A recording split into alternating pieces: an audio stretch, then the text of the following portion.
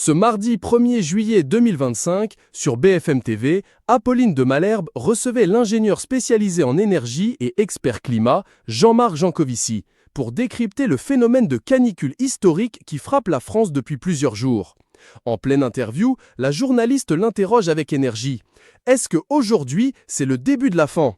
Ce à quoi l'invité répond « Il y a un conseiller de Paris qui a sorti il y a un an un rapport « Paris à 50 degrés ». Le titre vous donne la réponse. « Vous pensez que ce serait possible un jour si on ne fait rien ?» ajoute la journaliste.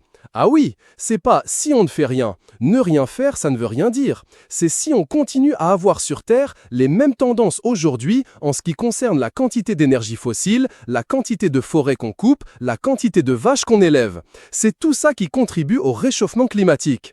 Aujourd'hui, ça n'est que le début des conséquences. Les gaz à effet de serre, une fois qu'on les a mis dans l'atmosphère, ne s'évacuent pas rapidement, explique Jean-Marc Jancovici, de manière froide et lucide.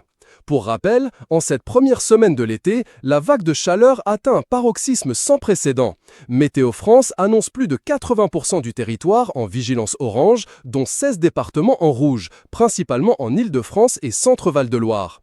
Les bulletins prévoient jusqu'à 39-41 degrés dans l'après-midi, Paris, Lille, Lyon, Toulouse et des nuits tropicales, désormais les plus chaudes jamais observées un 1er juillet. Si demain matin on arrêtait les émissions de CO2, le surplus qu'on a créé, il lui faudrait plus de 10 000 ans pour s'évacuer totalement, révèle l'expert. Malgré ce chiffre alarmant, il est encore temps de faire quelque chose. Plus on en rajoute, plus la situation sera désagréable. Si on continue, on n'a encore rien vu. Tout ça est documenté depuis des décennies, voire des siècles, conclut Jean-Marc Jancovici. La canicule actuelle est l'une des plus intenses jamais enregistrées, avec des records de chaleur nocturne et diurne, alimentés par le réchauffement climatique et amplifiés par les tendances estivales.